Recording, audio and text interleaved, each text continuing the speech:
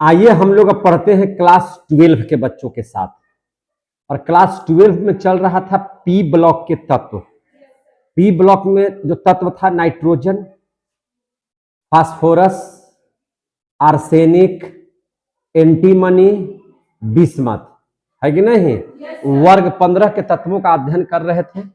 आप देखे होंगे इसके पहले हम लोग सारे चीजों को पढ़े थे बहुत बढ़िया से, है कि नहीं। आज हम लोग इसके असामान्य गुण के बारे में चर्चा करेंगे। आज क्या चीज का चर्चा करेंगे? असामान्य गुण के बारे में। तो चलिए, एन का असामान्य व्यवहार या इसी को कहते हैं गुण, समझे कि नहीं। तो इसके बारे में हम लोग चर्चा करेंगे खूब बढ़िया से और समझने का प्रयास करेंगे।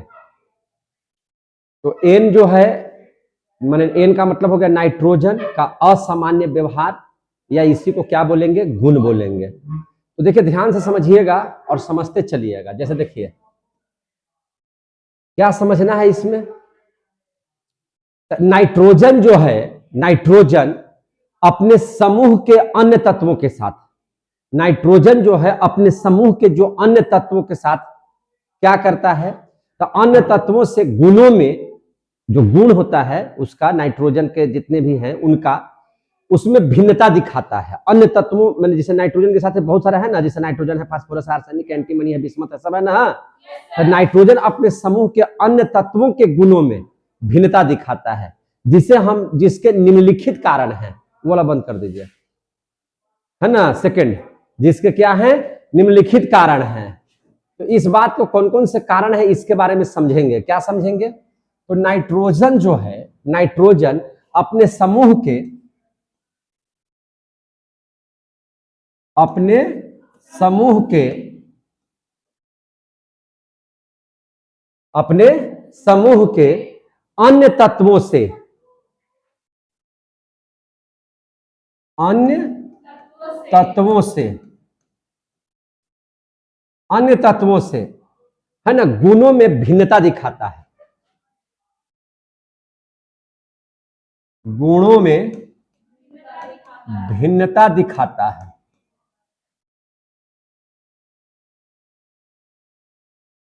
और ये जो भिन्नता दिखाता है, इसके क्या कारण है? तो इसके निम्नलिखित कारण है, ठीक है ना। कौन कौन कारण है इसको देखिए।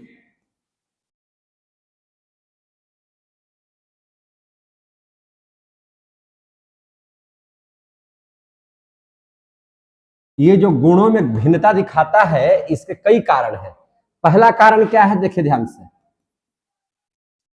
एन जो है, आप देखेंगे कि जब एन का इलेक्ट्रॉनिक विन्यास कीजिएगा तो इसका द्वितीय कक्षा बनाएगा। कितना कक्षा बनाएगा? 2, है कि नहीं। चूंकि इसके बाह्यतम कक्षा में 5 इलेक्ट्रॉन होते हैं और पहली कक्षा में 2 इलेक्ट्रॉन, तो इसका द्वितीय कक्षा में हो जाता है। अगर 2 कक्षा में है, अगर 2 कक्षा में है, तो अब बताइए ना, आकार कैसा होगा? बहुत छोटा होगा अन्य तत्वों की तुलना में। तो इसका भिन्नता दिखाने का सबसे पहला कारण यही है कि इसका छोटा परमाणु आकार। क्या है इसका? छोटा परमाणु आकार, छोटा परमाणु आकार। क्लियर हो गया? छोटा परमाणु आकार पहला इसका भिन्नात्मक गुण है अन्य के अपेक्षा। दूसरी बात समझिएगा ध्यान से, ये बहुत ज्यादा उच्च वैद्युत ऋणात्मक रखता है, वैद्युत ऋणात्मक तत्व है। कैसा तत्व है? उच्च वैद्युत ऋणात्मक। उच्च वैद्युत ऋणात्मक बोले तो 3.0, यानी कि बहुत ज्यादा वैद्युत ऋणात्मक है।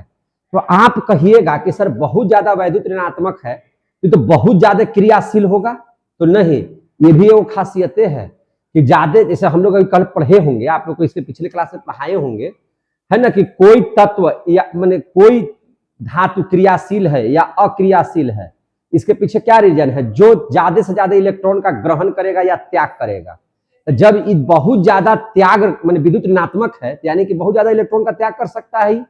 तो भैया 5 गो है इलेक्ट्रॉन, इसके बाह्यतम कक्षा में 5 इलेक्ट्रॉन है, तो इसकी संयोजकता 3 हो जाएगी, यानी कि 3 इलेक्ट्रॉन इसको लेना पड़ेगा। तो विद्युत ऋणात्मक बहुत ज्यादा है। विद्युत ऋणात्मक कौन है? क्या है? ये बहुत ज्यादा है। तो इसको तो बहुत ज्यादा क्रियाशील होना चाहिए, लेकिन इसका हिसाब से बहुत ज्यादा क्रियाशील होना चाहिए, लेकिन बहुत ज्यादा क्रियाशील नहीं है। यही सब भिन्नात्मक गुण है। तो इसका भी भिन्नात्मक गुण और क्या है दूसरा? तीसरा भिन्नात्मक गुण है कि उच्च वैद्युत ऋणात्मक है। ये कैसा है? उच्च वैद्युत ऋणात्मक। वैद्युत बोलिए या विद्युत बोलिए, उससे दिक्कत नहीं है। वैद्युत ऋणात्मक है, ऋणात्मकता इसके पास है। किसके पास? नाइट्रोजन के पास। किसके पास? नाइट्रोजन के पास। देखिए तीसरा भिन्न क्या, आप सभी तत्वों को देखिए, जैसे इसमें कितना कितना है, nitrogen, phosphorus, arsenic, antimony, bismuth, यही ना है इसमें। तो अब इसमें देख लीजिए, इस वर्ग, ये वर्ग किसका है? वर्ग 15 का सदस्य है। किसका सदस्य है? वर्ग 15 का सदस्य है। अब बताइए, अगर इसको छोड़ दे तो सबके बाहरी कक्षा में डी इलेक्ट्रॉन, माने डी कक्षा पाया जाएगा, समझे कि नहीं? डी उप कक्षा पाया जाएगा, लेकिन नाइट्रोजन में पाया जाएगा क्या? नहीं पाया जाएगा। मतलब बाहरी कक्षा में स्थित, बाहरी कक्षा में स्थित, बाहरी कक्षा में स्थित क्या चीज? डी उप कक्षा। क्या चीज? डी उप कक्षा की अनुपस्थिति है। डी कक्षकों की क्या है? अनुपस्थिति। अनुपस्थिति। डी कक्षकों की क्या है? अनुपस्थिति है। समझे कि नहीं? तीसरी बात देखिए, चौथी बात क्या है इसकी? चौथी बात है कि बहु आबंध बनाने की क्षमता। देखिए, बहु आबंध बनाने की क्षमता है इसके पास। बहु आबंध बनाने की क्षमता का मतलब क्या? बात को समझिए। बहु आबंध बनाने की क्षमता का मतलब क्या? जैसे नाइट्रोजन गैस है, देखिए ठीक है, नाइट्रोजन गैस है, N2 जिसको हम लोग लिखते हैं, तो N2 है, तो N को आप देखिएगा ध्यान से, तो N का 7 होता है, यानी कि पहली कक्षा में, दूसरी कक्षा में 5 है कि नहीं है? तो अब N को अगर यहाँ पे ले लीजिएगा, ध्यान से देखिएगा, तो N के बाह्यतम कक्षा में 5, यानी कि 5 इलेक्ट्रॉन है, तो 8 पूरा करने के लिए 3 इलेक्ट्रॉन इसको जरूरत है, यानी कि संयोजकता इसकी 3 हो जाएगी। संयोजकता इसकी कितनी हो जाएगी? 3। तो 1 2 3, समझ में आ रही है ना बात? या ऐसे नहीं समझ में आ रहा है तो इसको देख लीजिए ध्यान से। 5 इलेक्ट्रॉन है, तो देखिए 1 2 3 4 5 हो गया। ये भी जो है बाह्यतम कक्षा में, इसका भी 5 इलेक्ट्रॉन, 1 2 3 4 5 है ना। 8 पूरा करने के लिए ये इसके साथ संबंध बनाएगा और ये इसके साथ संबंध बनाएगा। आप देखिए तो कै गो बॉन्ड बन गया? Triple bond. तो इसका जो बंधन बनाने की शक्ति है बहुत तगड़ा है कि नहीं? इसीलिए इसको क्या कहे? बहु आबंध। क्या बोले? बहु आबंध। बहु आबंध बनाने की क्षमता है। इसका मतलब क्या है कि नाइट्रोजन अपने बीच में ट्रिपल बॉन्ड का निर्माण करता है, यानी कि 6 इलेक्ट्रॉनों का साझा करता है। समझे कि नहीं? कितना इलेक्ट्रॉन का साझा हो रहा है? 1 2 3 4 5 6, यानी कि 1 बॉन्ड बराबर कितना इलेक्ट्रॉन? 2 इलेक्ट्रॉन। समझ में आ रही है बात? है तो ये सब इसका जो है मैंने इस एक गुण को दिखलाता है, और अन्य तत्वों की अपेक्षा भिन्नात्मक। समझे कि नहीं है? अब देख लीजिए यहाँ पे दूसरी बात क्या देखिएगा, तो ये जो N है, N, तो N में निम्नलिखित भिन्नताएं होती हैं अन्य तत्वों की अपेक्षा जो इसका ग्रुप का है। समझे कि नहीं? तो N में निम्नलिखित है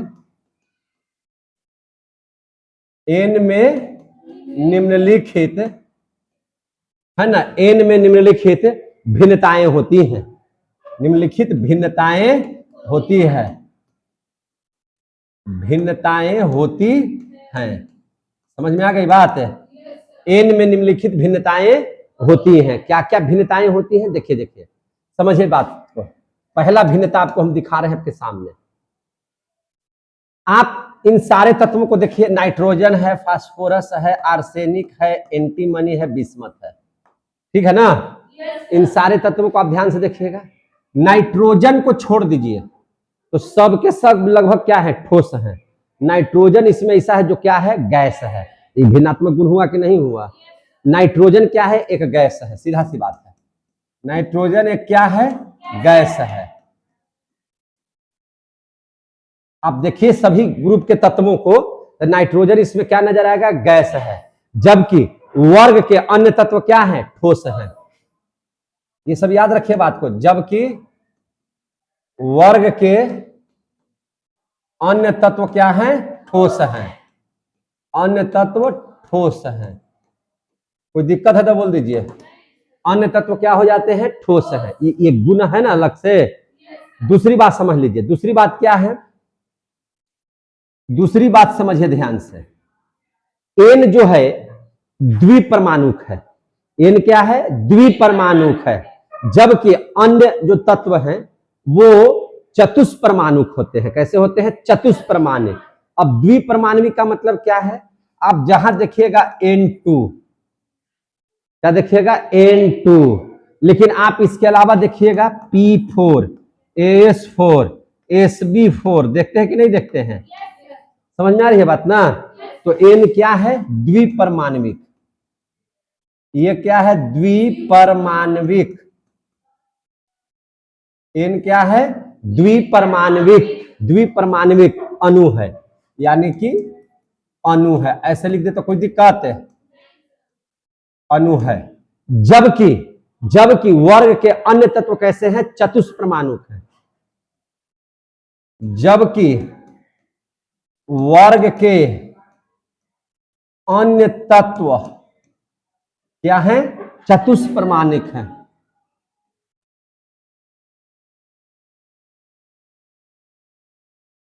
चतुष्परमाणुक है। अब इसका मतलब समझ लीजिए, P4, AS4, SB4 ऐसे बनाते हैं, बनाते हैं कि नहीं बनाते हैं। तो आप समझ में आ रहा होगा ये सब बात।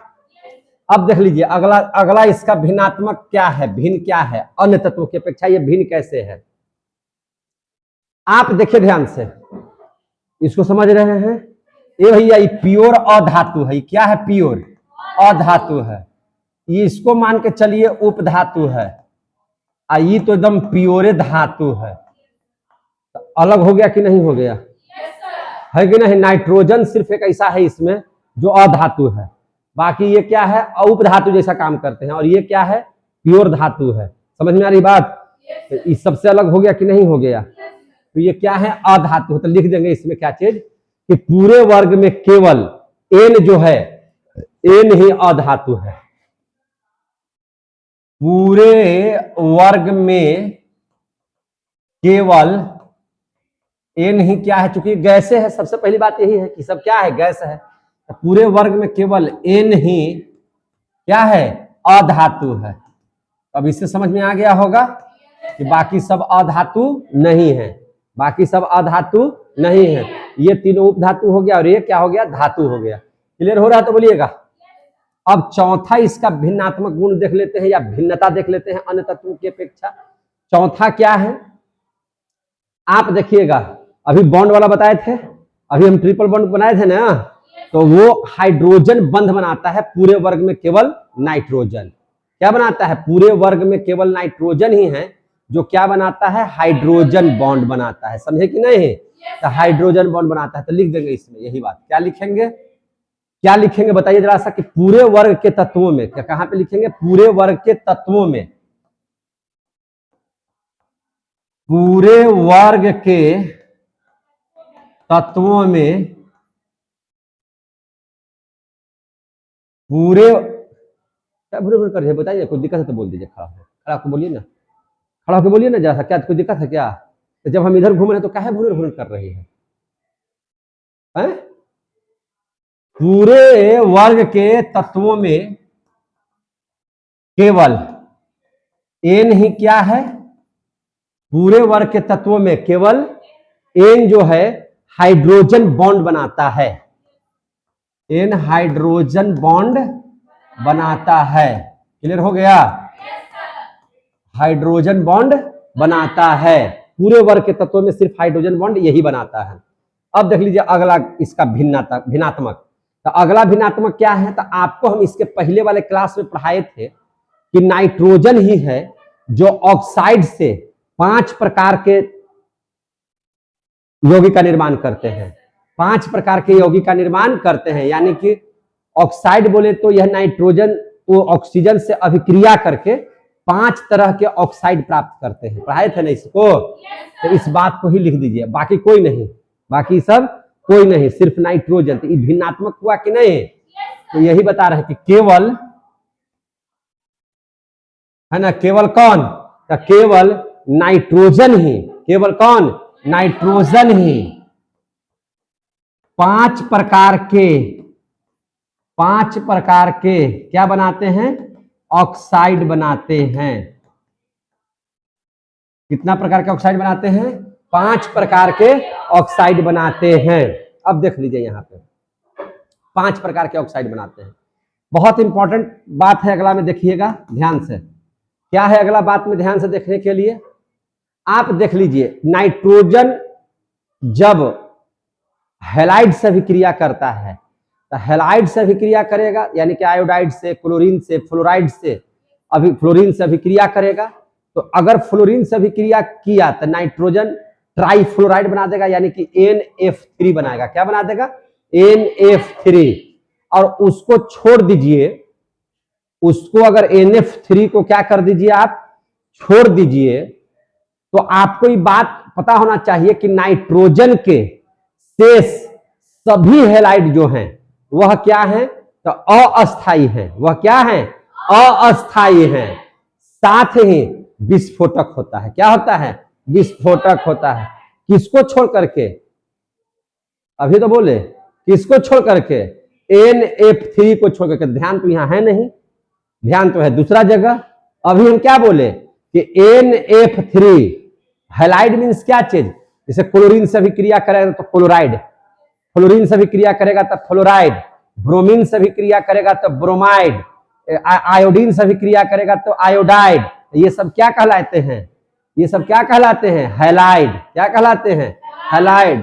पढ़े भी नहीं किया तो फिर बोलते हैं क्या कुछ बात है जी, हम जब इधर घूमे तो बोल रही है, पागल है ये। NF3 का मतलब क्या हो गया, नाइट्रोजन ट्राइफ्लोराइड। इसको छोड़कर, इसको क्या करके, इसको छोड़ देना है। अब इसके बाद जितना तरह के हैलाइड नाइट्रोजन बनाएगा, समझ में आ रही है बात, जितना तरह के नाइट्रोजन हैलाइड बनाएगा सब के सब अस्थाई और सब के सब क्या हो जाएंगे, विस्फोटक हो जाएंगे। समझ में आ गया बात है। तो वही लिख रहे हैं कि NF3 को छोड़कर N के सभी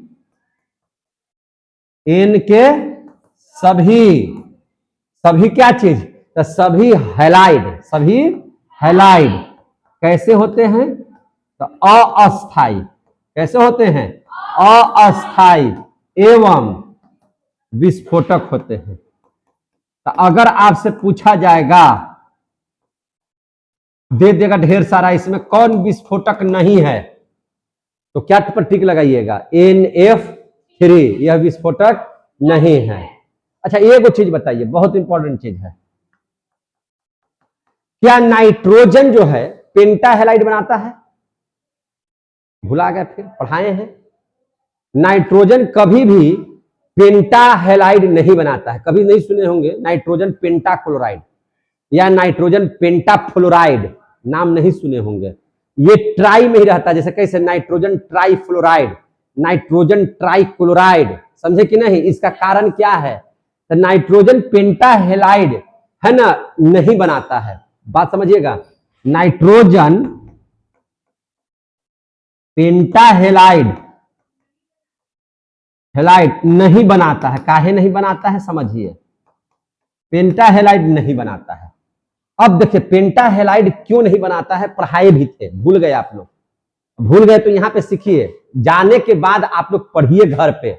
आप लोग 8वां 9वां का स्टूडेंट नहीं है, इंटर का चल रहा है, 8वां 9वां 10वां के पढ़ना पड़ता है, इंटर वाला के तो और ज्यादा पढ़ना है, तो कम से कम 10 घंटा घर पढ़िए। 10 घंटा अगर नहीं पढ़ते तो आपकी पढ़ाई सही नहीं जा रही है।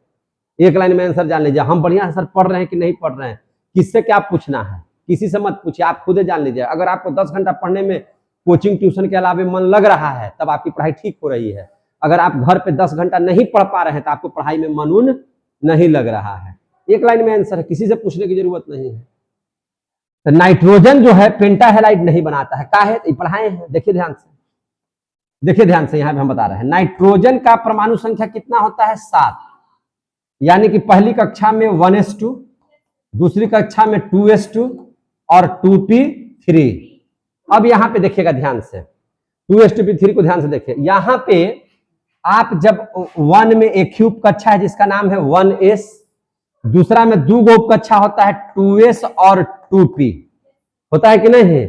और तीसरी कक्षा में जाइएगा तो 3s 3p 3d, तो नाइट्रोजन मैक्सिमम दूसरी कक्षा तक जाता है कि नहीं। और दूसरी कक्षा में जाने का मतलब क्या है कि 1s है तो यानी कि s का ही घर हो गया, 2s का घर हो गया, ये 2p3 का घर हो गया। तो इसमें तो 2 इलेक्ट्रॉन भर जाएगा, इसमें भी 2 इलेक्ट्रॉन हो जाएगा, इसमें 3 इलेक्ट्रॉन है तो 1 2 3 इलेक्ट्रॉन हो गया। अब इसमें कोई ऑप्शन नहीं है कि आप डी में भी कभी उत्तेजना बस पहुंच सकते हैं। काहे नहीं है? क्योंकि दूसरी कक्षा के पास डी उप कक्षा है ही नहीं, समझे कि नहीं। वही अगर आप देख लीजिए, इसीलिए क्या होता है कि नाइट्रोजन जो है यह हैलाइड से भी क्रिया करेगा तो क्या बना देगा NF3, समझ में आ रही है बात। यह बना देगा NCl3, क्या बना देगा NCl।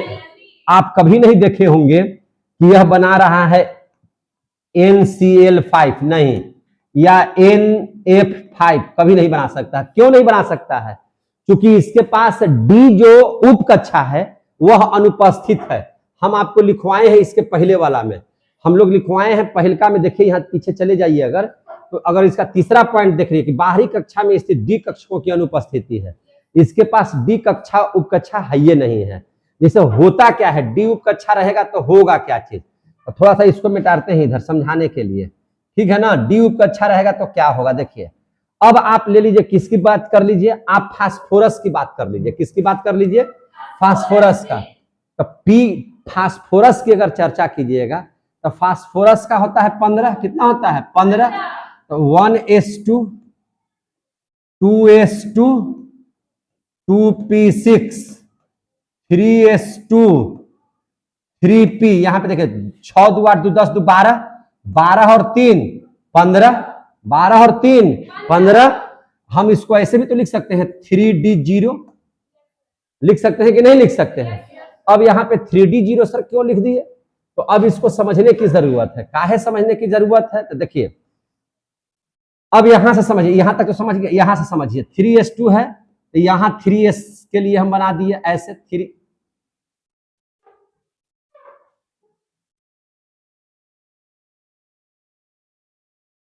चलिए हम इसको यहां से साफ कर देते हैं, ठीक है ना।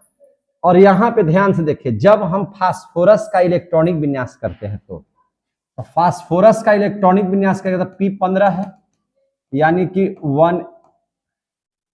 1s2, अरे क्या हो रहा है, 1s2 2s2 2p6 3s2 3p3 और 3d हम 0 लिखे। क्यों हम 0 लिखे, इसके बारे में समझा रहे हैं, है कि नहीं। चूंकि देखिए 1 के पास एक ही उपकक्षा है, 2 के पास s और p है, और 3 के पास 3s 3p और 3d भी है, d उपकक्षा, इसलिए हमने 0 लिख दिया। अब यहाँ पे अगर देखिएगा यहाँ, तो ये 1s2 ये 3s का बना दे रहे हैं, ये 3p3 का बना दे रहे हैं, समझे कि नहीं, और ये क्या बना दे रहे हैं 3d का बना दे रहे हैं। समझ में आ गई बात है। ये बना दिए हम 3p का, यहाँ पे बना दिए हम क्या चीज का 3d का। अब 3s2 क्या है, तो भैया ये इसमें s2 इलेक्ट्रॉन है तो 2 इलेक्ट्रॉन भर दिए, इसमें 3 है तो 1 2 3, इसमें है ही नहीं तो नहीं भरे। तो ये जो हो गया, ये जो स्थिति हो गई, यह जनरल स्टेट हो गया, सामान्य अवस्था हो गया। ये कैसा अवस्था है, सामान्य अवस्था है, समझ में आ रही है बात।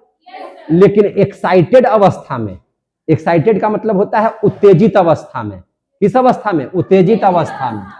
तो अगर हम लोग उत्तेजित अवस्था की बात करें तो इस एक्साइटेड एस स्टेट, यानी कि उत्तेजित अवस्था में, उत्तेजित अवस्था में क्या होगा, यहां से एस का एक इलेक्ट्रॉन डी में जा सकता है कि नहीं जा सकता है, तो डी में जाता है स्थिति में। तो यहाँ पे देखिए 3s1 हो गया, एक इलेक्ट्रॉन, यहाँ पे हो गया 3p3 तो 1 2 3 इलेक्ट्रॉन, और यहाँ पे है क्या चीज, यहाँ पे है 3d1 यानी कि एक इलेक्ट्रॉन, पहुंच गया कि नहीं पहुंच गया। तो यानी कि इसका इलेक्ट्रॉन जो है डी उप कक्षा में उत्तेजना बस जा सकता है, उत्तेजित होकर के जा सकता है।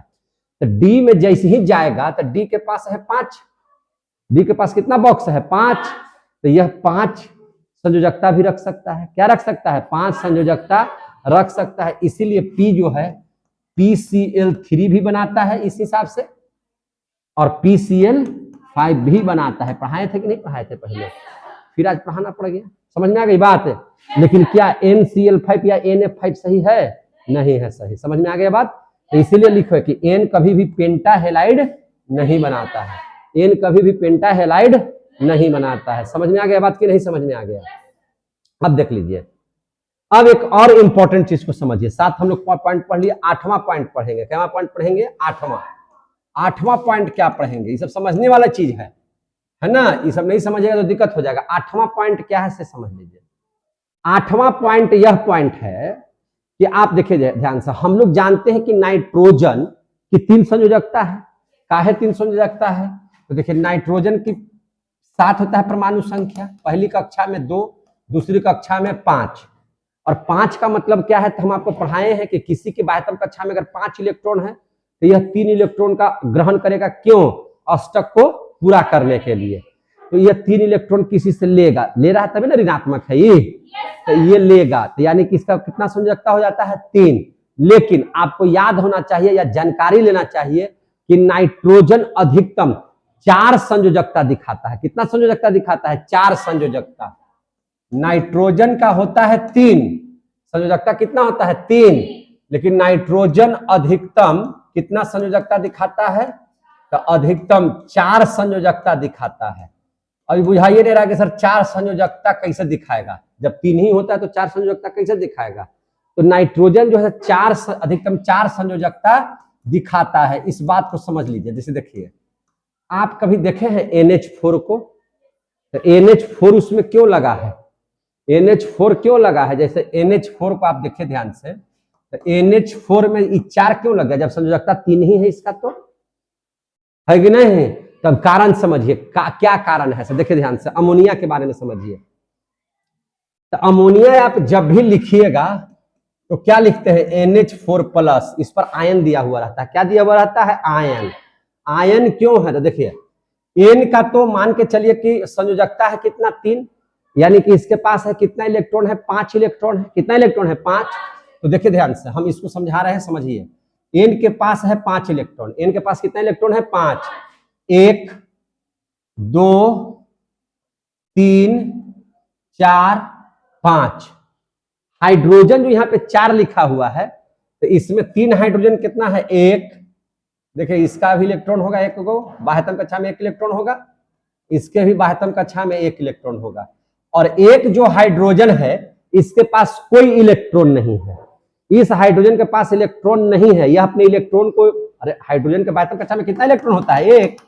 इसका 1s1 यानी कि 1 इलेक्ट्रॉन है ना। लेकिन यह किसी कारणवश 1 इलेक्ट्रॉन का त्याग कर दिया, और त्याग जैसे ही करेगा तो इस पर कितना, कैसा चार्ज आ जाएगा? प्लस का। कैसा चार्ज आ जाएगा? प्लस का। अब देख लीजिए, अब ध्यान से समझिए, यह हाइड्रोजन 2 इलेक्ट्रॉन प्राप्त करके अपना क्या कर लेता है? अस्थाई बना लेता है। तो इसने क्या किया? अपना अस्थायित्व बनाने के लिए 2 इलेक्ट्रॉन इससे ले लिया, एक अपना एक इससे ले लिया। ले लिया कि नहीं ले लिया? बात समझ में आ रही है बात? अब यहाँ पे स्थिति को समझिए। नाइट्रोजन के बाह्यतम कक्षा में कितना इलेक्ट्रॉन है? 5। इसको कितना और इलेक्ट्रॉन चाहिए? 3। तो एक हाइड्रोजन से, ई हाइड्रोजन से और ई हाइड्रोजन से लेकर के अपना भी अस्थायित्व क्या कर लिया? बना लिया। अब जो हाइड्रोजन है, तो ये हाइड्रोजन जो है, यह तो इसके पास तो चूंकि प्लस लगा हुआ है, तो यानी कि जो एक ही को था वो भी त्याग दिया है। एक भी था उसको क्या कर दिया? त्याग दिया है। इसको भी 2 चाहिए कि नहीं चाहिए? तो ये इसके साथ कनेक्ट हो जाता है। आप देख रहे हैं कि नहीं देख रहे हैं? ये इसके साथ क्या हो जाता है? कनेक्ट। और यहाँ पे कनेक्ट का मतलब क्या समझिए? जैसे देखिए, सबसे बड़ी बात है कि नाइट्रोजन और नाइट्रोजन जो ट्रिपल बॉन्ड बनाता है, इस बंधन को हम लोग क्या बोलते हैं? सहसंयोजक बंधन। इस बंधन को क्या कहते हैं? सहसंयोजक बंधन। क्लियर हो गया? इसको क्या बोलते हैं? सहसंयोजक बंधन। अब यहाँ पे देखिए, यहाँ पे क्या हो रहा है? ये जो है सहसंयोजक बंधन बना रहा है तीनों। लेकिन यहाँ पे आप देखिएगा, इसके पास एक भी नहीं है, लेकिन इसको मदद किया 2 इलेक्ट्रॉन से। समझे कि नहीं? तो क्या इस नाइट्रोजन को इससे कोई फायदा है? नहीं है। लेकिन इसको इससे फायदा है। तो इसको बोलते हैं हम लोग उप सहसंयोजक बंधन। क्या बोलते हैं? उप सहसंयोजक बंधन, जिसको अंग्रेजी में आप लोग बोलते होंगे कोऑर्डिनेट बॉन्ड। क्या बोलते हैं? Coordinate bond.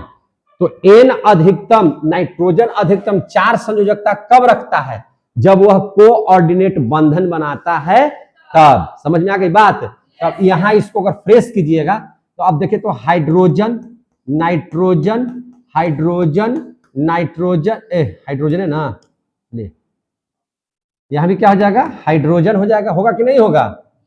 अब देखिए ध्यान से, अब यहां पे और समझिए, और यहां पे क्या हो जाएगा? तो यहां पे H प्लस आ जाएगा। तो यहां पे जो बंधन बन रहा है वह कौन सा बंधन बन रहा है? उप सहसंयोजक बंधन, सहसंयोजक बंधन।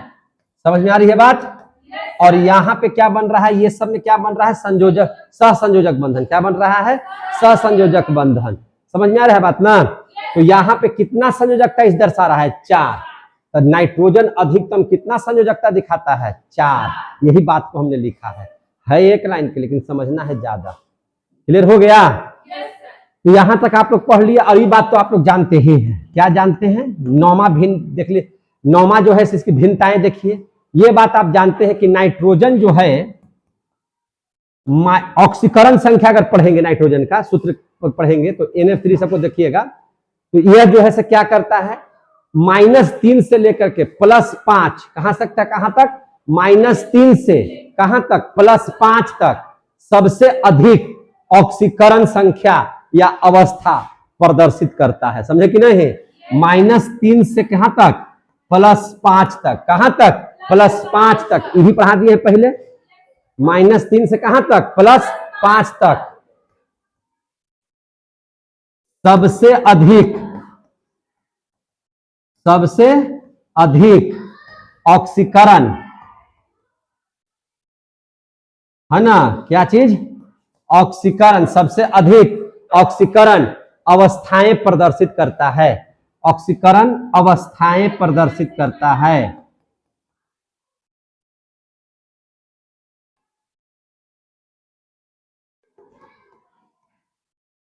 अवस्थाएं प्रदर्शित करता है। क्लियर हो गया? अब हम लोग देख लेते हैं 10वां पॉइंट। क्या पॉइंट देख लेते हैं? 10वां पॉइंट देख लिया जाए तो ध्यान से समझिए। देख लेते हैं हम लोग 10वां पॉइंट के बारे में। अब हम लोग 10वां पॉइंट इसका समझते हैं। 10वां पॉइंट क्या है? देखिए, नाइट्रोजन जो होता है, इसको समझना है बहुत ध्यान से। नाइट्रोजन के बारे में अभी आप लोग क्या समझे? नाइट्रोजन बहुत अधिक विद्युत ऋणात्मक है। पढ़े कि नहीं पढ़े? तो पहले बात कि नाइट्रोजन क्या है? बहुत अधिक विद्युत ऋणात्मक होने पर, नाइट्रोजन बहुत अधिक विद्युत ऋणात्मक होने पर, देखिए ध्यान से, होने पर हम यहां लिख कर छोड़ दिए। मतलब अगर ये बहुत ज्यादा विद्युत ऋणात्मक है तो भैया ये बहुत ज्यादा अभिक्रिया में भाग लेता और बढ़ चढ़ करके भाग लेता कि नहीं लेता? लेकिन यहां पे हम आकर के रुक क्यों गए? इसलिए रुक गए कि एन बहुत अधिक विद्युत ऋणात्मक होने पर, यहां लगा दिए भी, होने पर भी। समझ में आ गई बात? मतलब कुछ ना कुछ निगेटिव होने वाला है। समझ में आ गई बात? मतलब क्या हो गया कि अब कुछ ना कुछ बात निगेटिव होगा। जैसे कहने का मतलब है कि कोई लड़का बहुत सुंदर है या कोई लड़की बहुत सुंदर है, इसके बावजूद भी उसकी शादी सेट नहीं हो रही है, कट छट जा रहा है। शादी क्या हो जा रही है? कट छट जा रहा है। तलाक से उसको दो, है ना? कट छट जा रही है। तो इसका मतलब है कि इतना सुंदर होने पर भी अगर शादी नहीं हो रही है, मतलब कुछ ना कुछ कमी है। समझ में आ रही है बात ना? तो एन बहुत अधिक विद्युत ऋणात्मक होने पर भी, हम लोग कहते हैं ना कि एकदम नहीं पढ़ने पर भी सबसे ज्यादा नंबर आया है। कहते हैं कि नहीं कहते हैं? तो इसके पीछे वही बात हम लिख रहे हैं। एन बहुत अधिक विद्युत ऋणात्मक होने पर भी यानी कि सबसे ज्यादा ही क्रियाशील होना चाहिए था, लेकिन क्रियाशील ही नहीं है, क्रियाशील ही नहीं है। यानी कि भी नाइट्रोजन बहुत कम, नाइट्रोजन कैसा है, बहुत कम क्रियाशील होती है, क्रियाशील बहुत कम क्रियाशील होती है। अब यहां पे और समझिए, बहुत कम क्रियाशील होती है। अभी और समझिए मैटर को। वायुमंडल में नाइट्रोजन कहा जाता है कि 78% है, सबसे ज्यादा नाइट्रोजन है। फिर भी यह देखते हैं कहीं बहुत ज्यादा ये दौड़ धूप नहीं करता है, बहुत कम रिएक्शन करता है, और है भी कैसा भैया, तो विद्युत ऋणात्मक। और अभी आप लोगों ने पढ़ा है कि इलेक्ट्रॉन त्यागने या इलेक्ट्रॉन जो ग्रहण करेगा वही धातु या अधातु होगा। पढ़े कि नहीं पढ़े हैं? जो ऐसा नहीं करेगा वह निष्क्रिय हो जाएगा, अक्रिय हो जाएगा। पढ़े हैं ना? लेकिन इसमें तो मैंने 3 संयोजकता है, ये हड़ा खड़ा के इसको यौगिक बनाना चाहिए था, लेकिन फिर भी यह यौगिक बहुत कम बनाता है। क्यों? तो आपको पता होना चाहिए, बहुत कम क्रियाशील है, यही बात को लिखेंगे। अब इसका कारण समझ लीजिए, बहुत कम क्रियाशील होती है। कहे तो एनटीपी पर, एनटीपी का मतलब क्या होता है? Normal temperature and pressure, normal temperature and pressure, सामान्य ताप एवं दाब। समझ में आ रही है बात? Normal temperature and pressure, clear हो रहा है ना? तो एनटीपी पर क्या होता है? अक्रिय होती है, अक्रिय होती है। अक्रिय का मतलब कि इसको कोई मतलब नहीं है, जैसे नाइट्रोजन वायुमंडल में है फिर भी इसको कोई मतलब नहीं है, किसी के साथ ये यौगिक नहीं बनाएगा। समझे कि नहीं? तो सर अमोनिया कैसे बना लेता है, फिर सर NH3 कैसे बना लेता है, फिर नाइट्रस ऑक्साइड कैसे बना लेता है, फिर है ना नाइट्रिक ऑक्साइड कैसे बना लेता है, पूछ सकते हैं ना? तो in normal temperature pressure, normal temperature बोलिए, जिसे कहने का मतलब नहीं समझे? एनटीपी भी बोल सकते हैं, एसटीपी भी बोल सकते हैं। एसटीपी का मतलब क्या होता है बता? एसटीपी का मतलब क्या होता है? तो एसटीपी का मतलब होता है स्टैंडर्ड टेम्परेचर प्रेशर। स्टैंडर्ड का मतलब होता है मानक ताप एवं दाब। देखिए नॉर्मली अगर बात करें या स्टैंडर्ड की बात करें, तो यहां पे जो ताप होगा, जैसे कहीं कहीं लिखा हुआ रहता है, जानते हैं क्या चीज? मा ता ब, है ना, मा ता द, मा है ना मानक ताप दाब, या लिखा रहेगा सा ता द, सा ता दा लिखा हुआ नहीं देखते हैं? सा ता दा मतलब सामान्य ताप दाब, सामान्य ताप दाब, या लिखा रहेगा मा ता दा मतलब मानक ताप दाब, एनटीपी एसटीपी। यानी कि इसमें टेम्परेचर कितना होता है? 273 केल्विन। समझ में आ रही बात? दाब कितना होता है, प्रेशर कितना होता है? 1 atm। तो इस सब पर नाइट्रोजन कभी भी अभिक्रिया करता ही नहीं है, इस सब टेम्परेचर पर कभी भी अभिक्रिया नहीं करता है। लेकिन चूंकि अधिक विद्युत ऋणात्मक था, करना चाहिए था इसको, तो करना चाहिए था, तो ये भी सामान्य तत्व जैसा हो जाता, फिर इसका अलग से पढ़ने की कोई जरूरत पड़ती? कुछ तो इसमें विशेष गुण है तब ना अलग से पढ़ रहे हैं। तो भैया ये बहुत ज्यादा विद्युत ऋणात्मक है, फिर भी कम क्रियाशील है। क्लियर हो गया ना? फिर भी कम क्रियाशील है, काहे? अब इसका कारण जान लीजिए। कोई पूछेगा ना कि ऐसा काहे है भैया, तो इसका कारण है,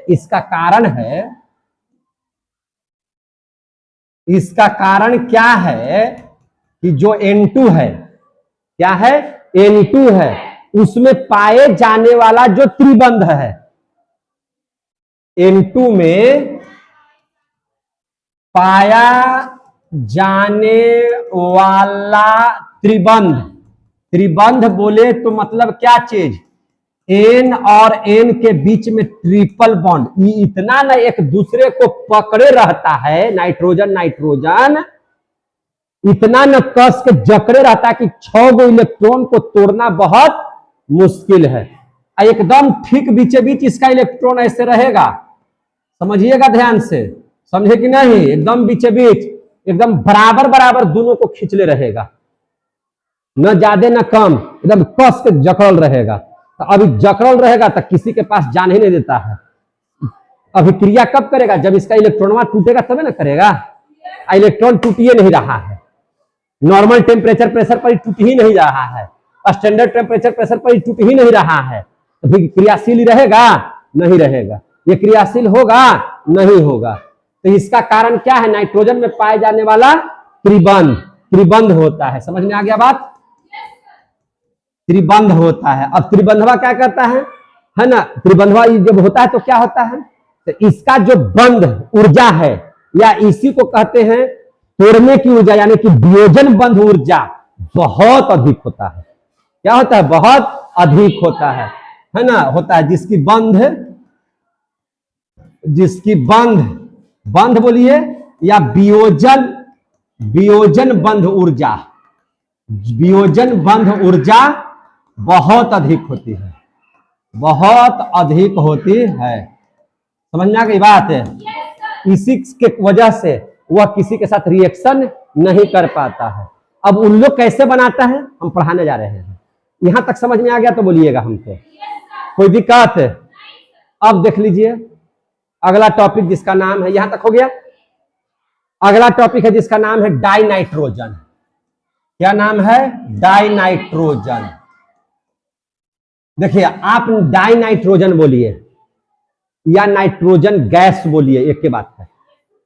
डाइनाइट्रोजन बोलिए या N2 माने नाइट्रोजन गैस बोलिए, एक ही बात है। डाई इसलिए बोला जाता है कि N2 लिखा हुआ रहता है, इसलिए इसको बोलते हैं डाइनाइट्रोजन। लेकिन हम लोग N2 को क्या बोलते हैं? Nitrogen gas. क्या बोलते हैं? Nitrogen gas. यानी कि नाइट्रोजन गैस नहीं बोलने का मन है तो आप इसको डाइनाइट्रोजन बोल सकते हैं। समझ में आ रहा तो बोलिए, कोई दिक्कत? अभी नाइट्रोजन बनता कैसे है, जरा प्रयोगशाला विधि बताइए। क्या बता दीजिए? प्रयोगशाला विधि। तो इसका प्रयोगशाला विधि प्राप्त करने का पढ़ते हैं। प्रयोगशाला में कैसे प्राप्त किया जाता है? क्या चीज? Nitrogen gas. नाइट्रोजन गैस आप प्रयोगशाला में कैसे प्राप्त कर लेंगे? तो देखिए, आप NH4Cl यानी कि अमोनियम क्लोराइड का जलीय विलयन भी ले लीजिए। तो आपको क्या लेना होगा? आपको जब NH4Cl के, हम लोग ध्यान समझिएगा, जब NH4Cl इसका भी हमको क्या लेना है? जलीय विलयन, यानी कि जल के साथ एक विलयन ले लेंगे। उस विलयन को हम लोग बोलते हैं सोडियम नाइट्रेट, NaNO2। समझे कि नहीं? तो NH4Cl के जलीय विलयन, कैसा विलयन? जलीय विलयन। NH4Cl के जलीय विलयन की क्रिया, जलीय विलयन की क्रिया, जलीय विलयन की क्रिया NaNO2। समझ में आ रही है बात? NaNO2 से की जाती है, की जाती है ना, की जाती है। तो हमको क्या प्राप्त होता है? तो नाइट्रोजन गैस प्राप्त की जाती है। ये बोलो घंटी लगवा करके। जब NH4Cl के जलीय विलयन की क्रिया इससे की जाती है तो N2 की प्राप्ति की जाती है। समझ में आ गई बात? यहां तक आप लोग समझ लिए। अब इस बात को समझिए, अब यहां पे समझ लीजिए, हमको लेना होगा क्या चीज? NH4Cl। क्या लेना है? NH4Cl।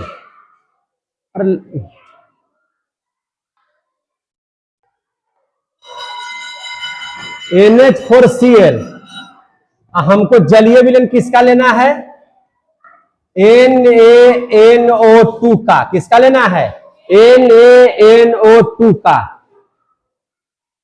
इसको हमको करना होगा रिएक्शन, गर्म करना होगा। क्या करना होगा? रिएक्शन करना होगा। क्या करना होगा? रिएक्शन। जब हम इसका रिएक्शन करेंगे तो ध्यान से समझिएगा, ये प्लस माइनस, इसका माइनस और इसका प्लस एक साथ हो जाएगा। इसको हम दो चरण में करते हैं, एक भी चरण में लिखा जा सकता है, हम एक चरण में भी इसको पूरा कर दे सकते हैं, लेकिन हम अभी तत्काल दो चरण में लिखते हैं। कितना चरण में लिखते हैं? दो चरण। जब दो चरण समझ लीजिएगा तो फिर एगो में भी समझा देते हैं इसको, समझे कि नहीं? तो सबसे पहले क्या करेंगे, यहां पे Na और Cl आपस में मिल जाएगा और बना देगा NaCl। क्या बना देगा? NaCl। बच गया मेरा क्या चीज? NH4। क्या बच गया? NH4। और यहां क्या है बचा हुआ है? NO2। तो NH4NO2 बना दिया। अब प्लस ये क्या बना दिया? NaCl। क्या बना दिया? NaCl। यहां तक समझ में आ गया? कोई दिक्कत है तो बोलिए। अब हम लोग NH4NO2 को उठाइए, NH4NO2 को उठाइए और इसको भी गर्म कर दीजिए, अभिक्रिया करा दीजिए इसको। तो इसको जब अभिक्रिया कराइएगा तब क्या होगा? तब देख लीजिए क्या होगा, ध्यान से समझिएगा। तब नाइट्रोजन जो है यहां पे N और यहां पे N, देखिए ध्यान से, यहां पे N यहां पे N, ये दोनों मिलकर के बना देगा नाइट्रोजन गैस N2। यहां पे एगो N, यहां पर एगो N, तो दो नाइट्रोजन बन गया कि नहीं बन गया? तो क्या बन गया? Nitrogen gas. गैस है इसलिए इसको तीर का निशान किधर की ओर दे दिए? ऊपर की ओर। Plus hydrogen 4 oxygen 2। तो जल में भी तो हाइड्रोजन 4 ना रहता है, अरे इसी ना लिखते हैं, हाइड्रोजन 4 को हो गया और ऑक्सीजन 2 को हो गया। बोलिए 2H2O लिखते कि नहीं लिखते हैं? तो हमको क्या प्राप्त करना था? नाइट्रोजन। क्या हमको नाइट्रोजन मिला कि नहीं मिला? ऐसा करने से, प्रयोगशाला विधि करने से हमको नाइट्रोजन की प्राप्ति हुई कि नहीं हुई? तो हमको क्या मिल गया? नाइट्रोजन। अभी आप कह रहे थे कि सर इसको दो चरण में लिखे, हम एक ही चरण में हम लिख करके समझा दे रहे हैं, समझे कि नहीं? आप बताइए, ऐसे भी आप लिख सकते हैं इसी चीजों को। तो आपको क्या लेना होगा? NH4Cl। इसका जलीय विलयन होना चाहिए, किसका? NaNO2 लेना होगा आपको, एकदम जलीय विलयन होना चाहिए। कैसा होना चाहिए? जलीय विलयन। जब इसकी अभिक्रिया कराएंगे तब भैया NaCl तो ही बनेगा ही बनेगा। NaCl बन गया, कोई दिक्कत? NaCl बन गया कि नहीं बन गया? ध्यान समझिएगा, NaCl दोनों मिलकर के NaCl बना लिया। अब यहां एक नाइट्रोजन, यहां एक नाइट्रोजन, यहां एक नाइट्रोजन, यहां एक नाइट्रोजन, तो क्या बना दिया? नाइट्रोजन 2 को पड़ी बना दिया कि नहीं बना दिया? अब यहां पे H4 और O2, तो यहां क्या बना दिया? 2H2O बनाया कि नहीं बनाया? तो अगर आप चाहते हैं कि यह जो नाइट्रोजन गैस प्राप्त करना है प्रयोगशाला में, तो दो चरण में प्राप्त करना है तो ऐसे, एक ही चरण में प्राप्त करना है तो ऐसे आप कर सकते हैं। समझ में आ गई बात? समझ में आ रही तो बोलिएगा, कहीं से कोई दिक्कत? अब स्थिति को समझिए, नाइट्रोजन गैस प्राप्त हो गया, डाइनाइट्रोजन हम लोग प्राप्त कर लिए। अगर आ जाएगा कि नाइट्रोजन गैस प्राप्त करने की विधि लिखे तो ऐसे ही लिख दीजिएगा, कोई दिक्कत है? अब इसमें कुछ अशुद्धियां भी पाई जाती हैं। क्या पाई जाती हैं? अशुद्धियां। अशुद्धियों के रूप में क्या पाई जाती है? अशुद्धियों के रूप में क्या पाई जाती है? तो इसमें पाया जाता है NO व HNO3 पाया जाता है। NO व HNO3 अशुद्धि के रूप में पाया जाता है। समझ में आ गया बात? तो भैया अशुद्धि को दूर करने का कोई उपाय होगा ना? इस अशुद्धि को दूर करने के क्या उपाय हैं? इस अशुद्धि को कैसे दूर कर सकते हैं? तो अब हम लोग उपाय पढ़ेंगे। क्या चीज का उपाय पढ़ेंगे? कि इसमें जो अशुद्धि मिला हुआ है नाइट्रोजन के साथ, उसका जो है अशुद्धि को दूर करने के उपाय। तो अब हम लोग उपाय देखेंगे, अब हम लोग उपाय के बारे में सोचेंगे। तो उपाय कैसे होगा? तो आपको लेना है पोटेशियम डाइक्रोमेट। क्या लेना है? पोटेशियम डाइक्रोमेट और सल्फ्यूरिक अम्ल, उसका एक जलीय विलयन तैयार कर लेना है। किसका जलीय विलयन तैयार कर लेना है? पोटेशियम डाइक्रोमेट और सल्फ्यूरिक अम्ल का जलीय विलयन। और उस गैसीय मिश्रण को, ये जो गैसीय मिश्रण है हमारा, इसको उसके साथ क्या करेंगे हम लोग? विलयन में प्रवाहित कर देंगे, यानी कि डाल देंगे। समझे कि नहीं? तो ध्यान से समझिए, हम क्या करेंगे, जो गैसीय मिश्रण प्राप्त हुआ हमको, उस गैसीय मिश्रण को, उसको क्या चीज, गैसीय मिश्रण को हम लोग क्या करेंगे, तो गैसीय मिश्रण को यानी कि पोटेशियम डाइक्रोमेट K2Cr2O7 और किसके साथ, सल्फ्यूरिक अम्ल के साथ, किसके साथ, सल्फ्यूरिक अम्ल के साथ कैसा विलयन होगा, जलीय के जलीय विलयन में,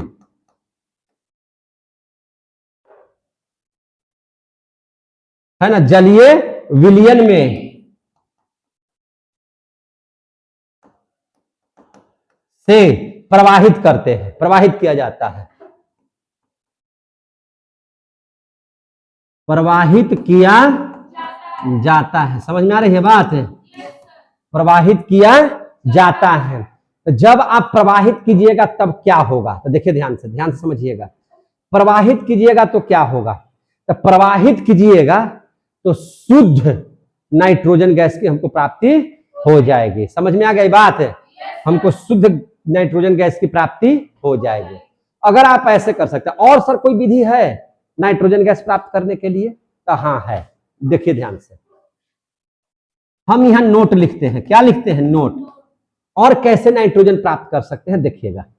हम ले लेते हैं जरा सा अमोनियम डाइक्रोमेट। क्या ले लेते हैं? Ammonium dichromate. तो अमोनियम का सूत्र होता है NH4। क्या होता है? NH4 है कि नहीं, होल 2। क्रोमेट ले लेते हैं Cr2O7, Cr2O7। तो ये हो गया अमोनियम, दूगो है तो डाइक्रोमेट। समझे कि नहीं? अमोनियम डाइक्रोमेट ले लिए कि नहीं ले लिए? तो अमोनियम डाइक्रोमेट, इसको क्या कर दीजिए, रिएक्शन कर दिया, यानी कि गर्म कर दीजिए। क्या कर दीजिए? गर्म। तो इसमें से N यहाँ पे दूगो है कि नहीं है? अरे NH4 में दूगो है ना, तो यहाँ हो जाएगा दूगो नाइट्रोजन, यानी कि N2 गैस। यही तो निकालना था हमको। तो हमको क्या मिल गया? नाइट्रोजन गैस मिल गया। अब देख लीजिए, हाइड्रोजन यहाँ भी है और ऑक्सीजन यहाँ भी है। तो इस हाइड्रोजन को निकालिएगा तो इसमें हो जाएगा 4H2O, 4 गो हाइड्रोजन और 4 दुनिया 8 गो हाइड्रोजन, और ऑक्सीजन मेरा कितना हो गया? 4 गो। समझे कि नहीं? अब भी यहाँ पे 3 गो ऑक्सीजन बचा हुआ है। 3 गो ऑक्सीजन क्या है? बचा हुआ है। ये निकाल जाएगा तो हो जाएगा Cr2O3, Cr2O3, Cr2 और ऑक्सीजन 3 गो था इसमें, तो वहां निकाल दिए। समझे कि नहीं? तो हमको नाइट्रोजन गैस की प्राप्ति हो गई कि नहीं हो गई? बताइए जरा सा। यहां जो नाइट्रोजन प्राप्त होगा वो शुद्ध नाइट्रोजन प्राप्त हो जाएगा। कैसा नाइट्रोजन प्राप्त हो जाएगा? शुद्ध नाइट्रोजन प्राप्त हो जाएगा। ये है क्या चीज? तो अमोनियम डाइक्रोमेट। ऐसे भी हम लोग प्राप्त कर सकते हैं क्या चीज? नाइट्रोजन। क्लियर हो रहा है कि नहीं हो रहा है? सर और कोई विधि है प्राप्त करने के लिए? तो हाँ है। हम लेंगे इस बार क्या चीज? Barium azide. क्या ले लेंगे? Barium azide. देखिए ध्यान से, हम दूसरा का नोट लिख देते हैं। समझ में आ रहा है सबको? अब देख लेते हैं हम लोग, हम क्या ले लेते हैं? Barium azide. बेरियम एजाइड बोले तो Ba है ना, Ba, इसको बोलते हैं N3 का होल 2। तो इसको हम लोग क्या पढ़िएगा? तो इसको पढ़ना होगा बेरियम एजाइड। सोडियम एजाइड भी ले सकते हैं। क्या ले सकते हैं? सोडियम एजाइड भी। तो इसको बोलेंगे बेरियम एजाइड, बेरियम एजाइड। इसको क्या कर दीजिए? गरम कर दीजिए। समझे कि नहीं? तो जब गरम कीजिएगा तो बेरियम हो जाएगा अलग। बेरियम क्या हो जाएगा? अलग। और नाइट्रोजन 3 दूनी कै गो है? 6 गो। तो नाइट्रोजन हमको गैस बन गया, इसमें 3 से गुना करिए तो बैलेंस हो जाएगा। इसको गैस हो गया। यही तो हमको प्राप्त करना था। समझे कि नहीं? यह शुद्ध नहीं होगा, अति शुद्ध होगा, प्योर, एकदम बहुत ज्यादा शुद्ध। समझ में आ गया बात है? यहां तक समझ में आया तो बोलिए। आप ऐसे भी प्राप्त कर सकते हैं नाइट्रोजन। तो एक तो हो गया प्रयोगशाला विधि। अन्य विधि भी हम लोग देख लिए नाइट्रोजन प्राप्त करने की विधि। नाइट्रोजन नहीं, नाइट्रोजन गैस या डाई नाइट्रोजन प्राप्त करने की विधि। क्लियर हो रहा है तो बोलिएगा। समझ में आ रहा है सबको? कहीं से कोई दिक्कत नहीं हो रहा। अब हम लोग जरा सा पढ़ लेते हैं इसका भौतिक गुण। अरे भाई वर्ग 15 ना पढ़ना है, तो वर्ग 15 में नाइट्रोजन गैस है। तो अब इसका पढ़ना है क्या चीज, भौतिक गुण। अब आइए इसका भौतिक गुण पढ़ लीजिए। भौतिक गुण माने जो बाहरी बाहरी देख करके, तब पढ़ लेंगे हम लोग फिर रासायनिक गुण अंदर में इसको, समझे कि नहीं, घुस करके। तो अगर आप नाइट्रोजन गैस को देखिएगा या डाई नाइट्रोजन को देखिएगा, तो ये कैसा गैस है, तो भैया ये रंगहीन है, कोई रंग नहीं है। ये गंधहीन है, कोई गंध नहीं है। ये स्वादहीन है, कोई, नाइट्रोजन 78% है, कोई गंध आपको आ रहा है उसका अलग से? कोई खाना उना खाते समय भी नाइट्रोजन जाता होगा अथी में, चावल दाल रोटी सब में, कोई गंध आ रहा है उसका? हम लोग खाते भी हैं तो नाइट्रोजन भी जाता होगा अंदर में, है कि नहीं? सांस लेते तो नाइट्रोजन जाता है ना, तो कोई स्वाद लगता है उसका? नहीं लगता है। तो मतलब क्या है, रंगहीन है, गंधहीन है, स्वादहीन गैस है। समझ में आ रहा है तो ये बोलिएगा, कैसा गैस है भैया? रंगहीन, गंधहीन एवं स्वादहीन गैस है। स्वादहीन गैस है। दूसरी बात, और भौतिक गुण समझिए इसका क्या है। विषैला नहीं है, विषैला रहता तो हम लोग सब मर जाते, क्योंकि 78% नाइट्रोजन है। विषैला नहीं है, विषैला नहीं है। क्लियर हो गया? तीसरा, तीसरा जो है नाइट्रोजन, अभी तो बोले कि टूटबे नहीं करता है, तो टूटेगा नहीं तो जल में घुलनशील कम है, ये नहीं है तो जल में बहुत कम घुलनशील है। जल में बहुत कम घुलनशील है, जल में बहुत कम घुलनशील है। आ रहा है समझ में? चौथा, वायु से भी हल्का है। वायु से क्या है, हल्की होती है। वायु से हल्की होती है, वायु से हल्की होती है। समझ में आ रही है बात है? वायु से भी हल्की होती है। अब इसका देखिए, ये समस्थानिक भी है। समस्थानिक बोले तो समस्थानिक, संभारिक, समन्यूट्रॉनिक किसे कहते हैं बताइए तो आप लोग? समस्थानिक का मतलब क्या समझते हैं? जैसे हम लोग लिखते हैं ना N14 व N15, समझ में आ रही बात? N14 व N15 इसके समस्थानिक हैं। इसका मतलब बताइए, इसके समस्थानिक है। यानी कि समस्थानिक का मतलब ये होता है, इस सब तो 9वें क्लास में पढ़ना था। समस्थानिक का मतलब क्या है? इसका जो स्थान है, जैसे नाइट्रोजन का परमाणु संख्या कितना होता है, 7, तो 7 इसका स्थान है।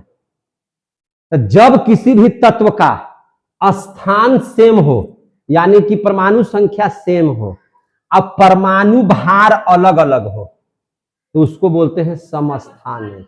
समझ में आ गई बात है? काहे सब भुला कहा जाते हैं? समस्थानिक किसे कहते हैं? परमाणु संख्या समान लेकिन परमाणु भार अलग। यहां पढ़िए ना, सम माने बराबर, स्थान माने उसका परमाणु संख्या, और समभारी किसे कहेंगे? सम माने बराबर, परमाणु भार, परमाणु भार बराबर बराबर लेकिन परमाणु संख्या अलग अलग, तो उसको बोलेंगे समभारी। समझ में आ रही है बात है? सम न्यूट्रॉनिक किसको कहेंगे? सम न्यूट्रॉनिक किसको कहेंगे?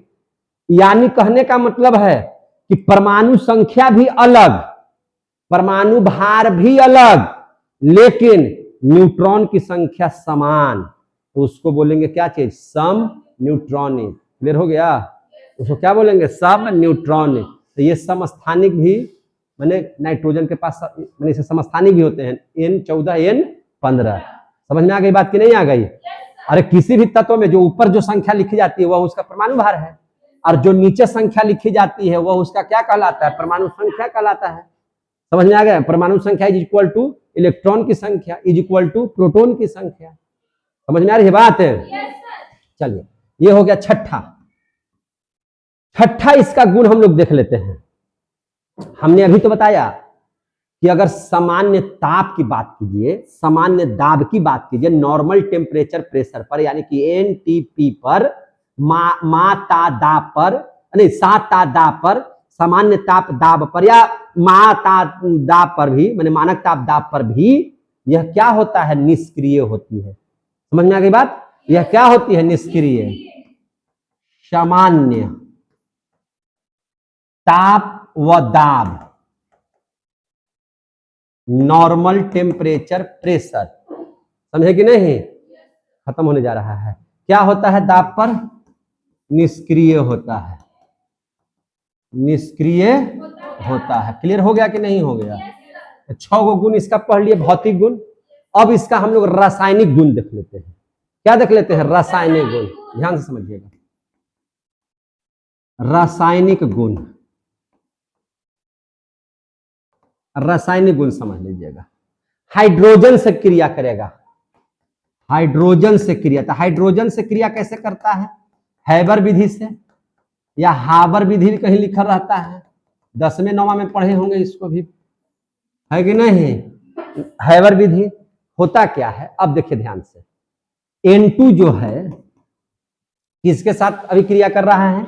H2 के साथ। तो H2 से अभिक्रिया करेगा तो ध्यान से समझिए क्या बना देगा? NH3। तो अभी आप एक क्वेश्चन पूछिए हमसे, यहाँ 2 गो नाइट्रोजन है तो 2, यहाँ 3 दूनी 6 गो हो गया तो 3, समझे कि नहीं? तो सर अभी आप बोल रहे थे कि ये निष्क्रिय होता है, तो अभी यहाँ पे बना भी दिए। हमने क्या कहा? नॉर्मल टेम्परेचर प्रेशर पर। नॉर्मल टेम्परेचर प्रेशर का मतलब होता है कि जब T 273 केल्विन हो, 1 ATM हो, एक वायुमंडलीय दाब हो, उसको बोलते हैं नॉर्मल। उसको क्या बोलते हैं? नॉर्मल।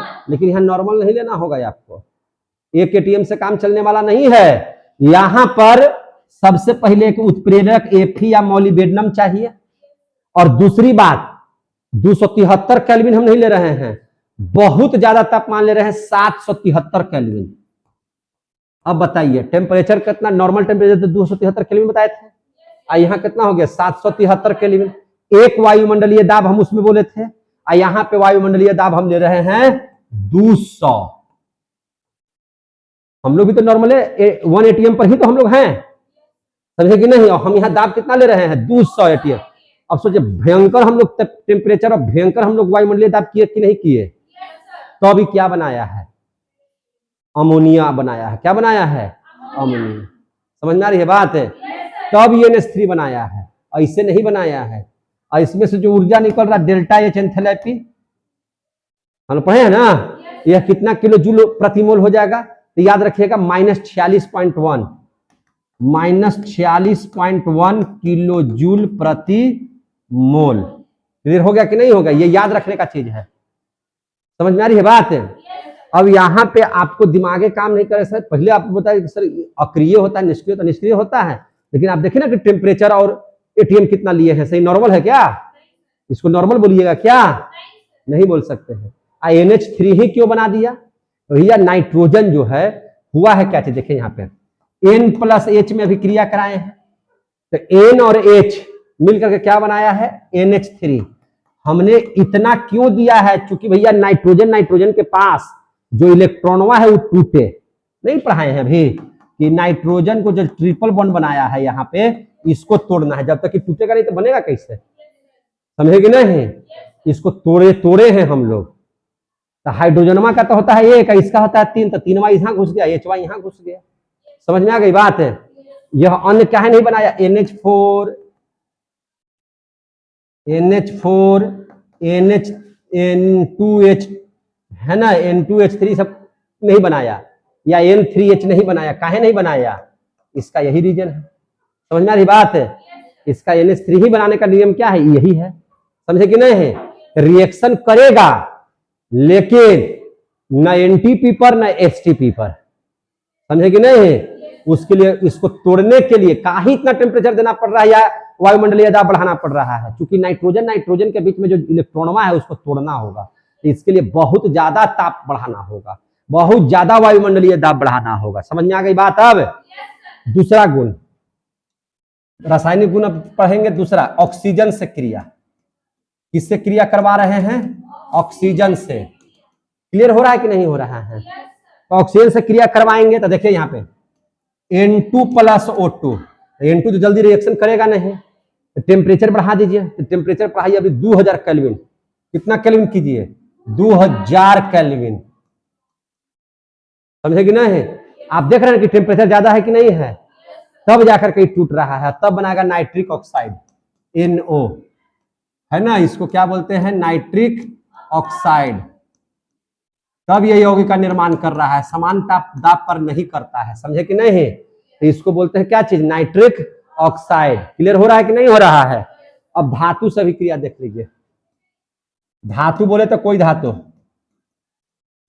धातु से अभिक्रिया, धातु से अभिक्रिया देख लीजिए। धातु से अभिक्रिया करवा रहे हैं तो यहां है Li लिथियम, यहां है N2, या हम अभिक्रिया करवा रहे हैं Mg से N2 को।